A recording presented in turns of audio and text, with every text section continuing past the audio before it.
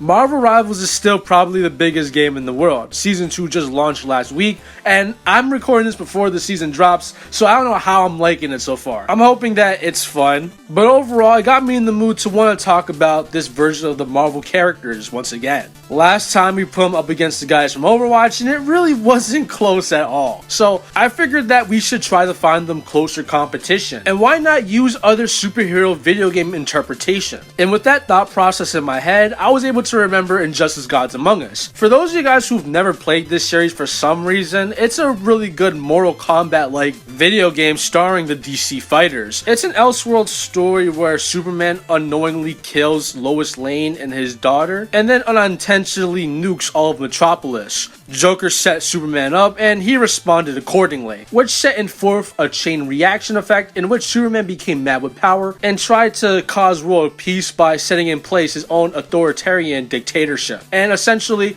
it's like DC Civil War. The Justice League, for the most part, is broken up, and Superman is leading his half as like this regime. So I thought to myself, what if I placed the characters from Marvel Rivals into this version of the DC universe to see whether or not they could stop Superman's reign of terror? Once again, both of these guys are video game versions of comic book characters, and they have a lot of pretty good scaling, and they have a bunch of supplementary comic books that we have to cover as well. So overall, I think we're in for a banger this week. But if that sounds interesting to you, then I would implore you to subscribe to the channel. We're on the road to 100,000 subscribers by the end of the year, and I think at this pace we can actually hit it. We post multiple shorts, a long length video like this once a week, and we stream on top of that.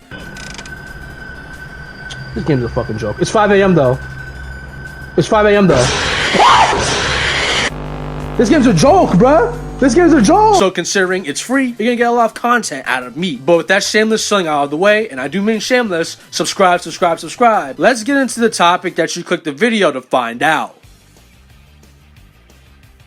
I wanted to start off with Marvel Rivals power scaling because I've done it before. I also want to cover this subject in a way that's new, as last time I alluded to myself leaving some interesting things out. And of course, I'm going to breeze over all of it because I covered it already. So if you want to see a more in-depth analysis of some of these lower ends, I recommend you check this video out here after you finish this video, of course. But firstly, for starters, a lot of the Marvel Rivals have small building to city block scaling showings in the form of gameplay as well as casualty and lore. A lot of these guys can significantly affect and damage large structures, both in the form of regular punches as well as during some of their ults. But for some of the lore stuff, we've got Thor crashing into the earth so violently that it would scorch the surrounding area, of 1,000 feet, which would yield multi-city block levels of power. And then you have characters such as Doctor Strange and Storm being able to conjure up fairly violent weather phenomenon that would get the verse into the city block to town level ranges. And for some of those wondering why this would scale to most of the characters in the verse, well, Strange's shields that he can conjure up as well as Storm's lightning based attacks should at the very least be comparable to some of these passive showings, as they're meant to protect and defend these guys respectively. So how would that scale to pretty much everyone in the game? Well, the Hulk. As this is a guy who in the narrative of the game is said to be fueled by limitless power in comparison to everyone else, so he would upscale the showings of pretty much both of the guys we talked about before.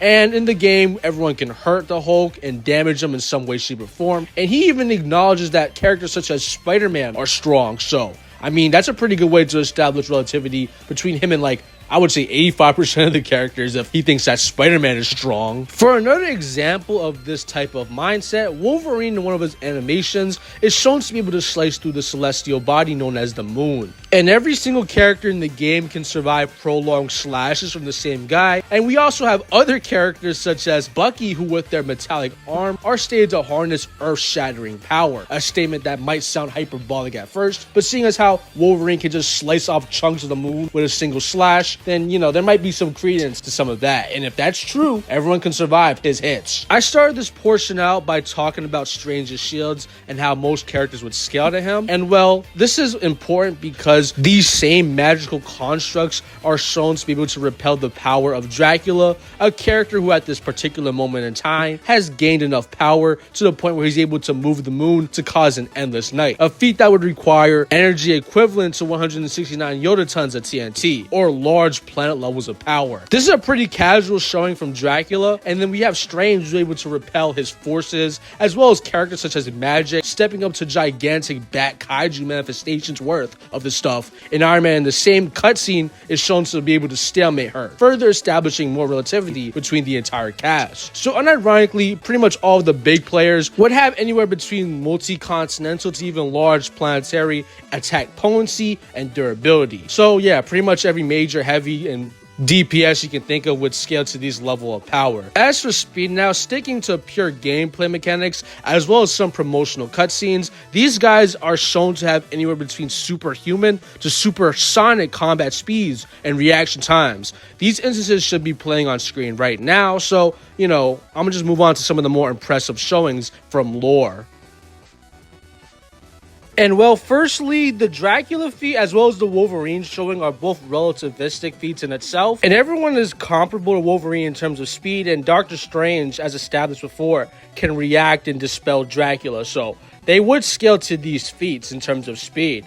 As well as you have characters such as Captain America, who can dodge laser-based attacks in Iron Man's, maximum pulse. So seeing as how casual these relativistic scaling chains are, I don't really hesitate in saying that the Marvel Rivals characters should be in those FTL conversations, i.e. faster than the speed of light. Moving on to the higher APNs that I alluded to last time, and well, we have two characters, being Wanda Maximoff as well as Adam Warlock. Wanda in herself is referenced to be a being who can bend reality to her will, and she's a being who affects the fabric of reality. So unironically, you could argue her at least to be around universal via her magic. And speaking of magic, you have, Magic, a character who is situationally stronger than Wanda under some circumstances. And then you have Adam Warlock, whose cocoon was durable enough to survive the incursion of a universe. Stack that on top of the fact that, the Hulk is a character who's stated to have limitless power, and you could argue for at least a couple characters, like the high tiers, they might unironically have some universal capabilities. But with the Marvel Rivals covered in length now, let's head on to the Man of Steel and what he brings to the table. Injustice Gods Among Us has a variety of ways to be scaled, and for this video, I want to keep it pretty consistent. So, I'm not going to talk about the times they've crossed over with the mainline DC universe, as I don't find those particular instances to be consistent with the OG product. And plus, if we were to really do that, then we have to grant Rivals its Fortnite scaling, and then from there, it would just devolve from a Rivals versus Injustice video to what scales higher, mainline DC Comics or Fortnite. And I don't think anyone wants to hear any of that. So with that, I'm only going to be using the OG games and the spin-off comics that were made in tandem with that series to get a gauge for how strong this version of the Man of Steel actually is. As a lowball, Injustice Superman from the series would fall into the C-level ranges of AP just off of his narrative alone. You can't really be a threat strong enough to take over the DC world of all places and not be durable enough to survive IRL man-made weapons. It's just a very simple common sense statement, i.e. Superman can survive a nuclear bomb. But as for actual calculations and feats from the verse,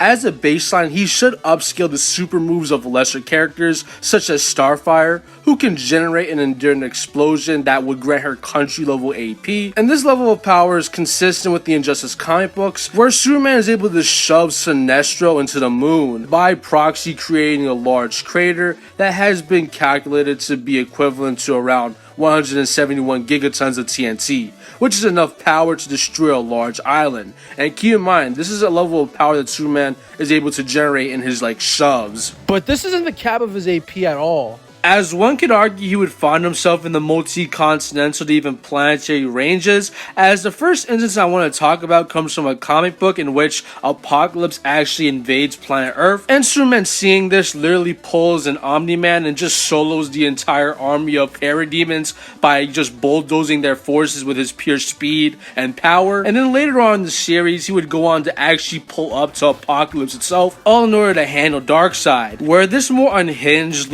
Superman Superman with no moral compass would cause a fight so powerful that it would threaten to destroy the planet of Apocalypse itself. Literally, their passive clashes would begin to cause the planet to shake violently and threaten to rupture it as we know it, granting Superman casual multi-continental to even possibly planetary AP.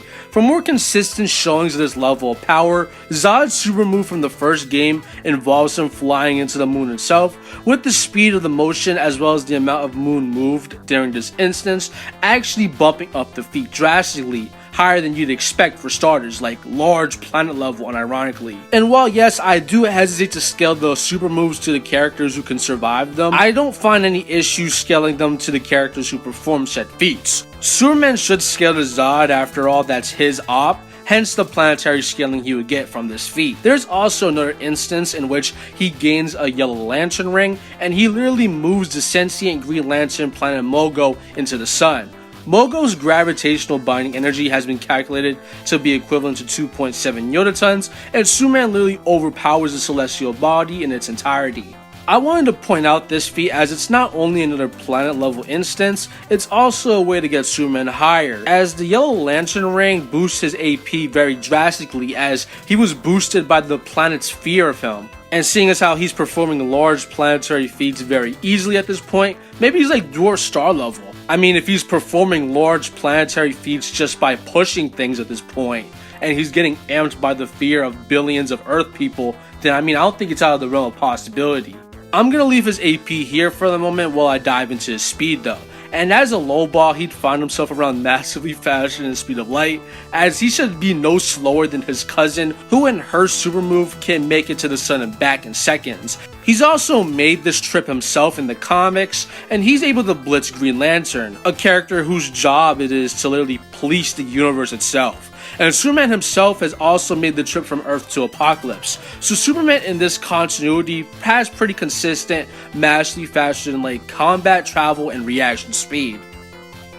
As for that higher end of AP that I was alluding to, I want to talk about how Injustice is consistently portrayed to be the same DC Earth that the Mortal Kombat characters crossed into. And yeah, I said I wouldn't take crossover stuff seriously, but MK is an exception, as this crossover actually predates the OG Injustice series, and it was made by the same people on top of that, and then you have both IPs that reference the events of this game.